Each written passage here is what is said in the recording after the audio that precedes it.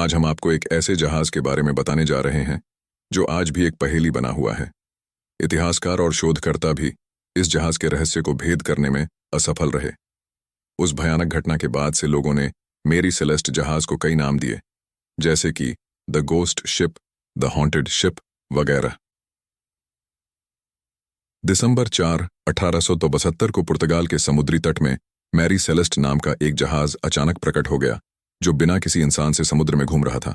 Canada के shipyard island में 1861 में लगदैधी से बने इस मेरी सेलेस्ट जहाज का नाम पहले द अमेज़न था, जिसकी लंबाई 31 मीटर और चौड़ाई 7-6 मीटर थी।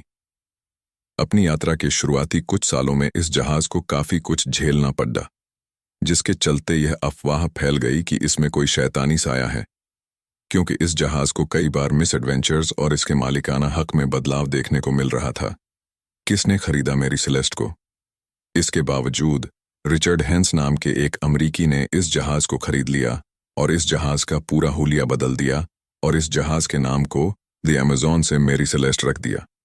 पर नाम और रंग रूप बदलने के बाद भी इस जहाज से काली शक्तियों का साया नहीं गया।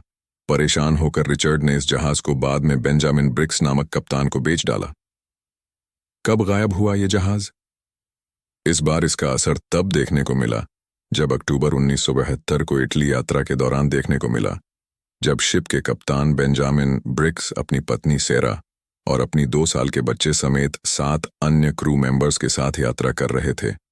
पर नवंबर 7, 1873 की मेरी सेलेस्ट की यात्रा न्यूयॉर्क हार्बर से जिनेवा, इटली के लिए निकली बेंजामिन के परिवार और उनके क्रू के लिए दुर्भाग्यपूर्ण साबित हुई।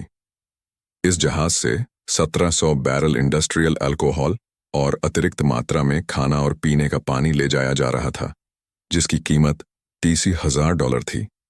और उसके बाद वो दिन आया जब दिसंबर 4, 1872 को एक दूसरे जहाज ने मेरी सेलेस्ट को ईस्टर्न अटलांटिक में तैरता पाया, जो बिना किसी इंसान के बिना अपने आप ही अकेले तैर रहा था। जहाज को इस हालत में देख वो लोग भौचक्के रह गए और मेरी सेलेस्ट में ढूंढने के बाद भी एक आदमी भी नहीं मिला। गायब होने के पीछे की थ्योरी। अब सवाल यह है कि क्यों शिप के क्रू मेंबर्स ने इस जहाज को छोड़ दिया? क्योंकि जहाज भी बिल्कुल सही था और न ही मौसम में कोई खराबी थी। सभी क्रू मेंबर्स ईमानदार भी थे और 6 महीने का पर्याप्त खाना और पानी भी था। किसी तरह की कोई पायरेट अटैक भी नहीं हुआ। फिर कैसे अचानक कप्तान का परिवार और क्रू मेंबर्स गायब हो गए? क्योंकि सभी क्रू मेंबर्स का सामान वैसे का वैसा ही था और न ही लूटपाट के कोई निशान थे। तो आखिर इस जहाज के क्रू मेंबर गए तो गए कहाँ?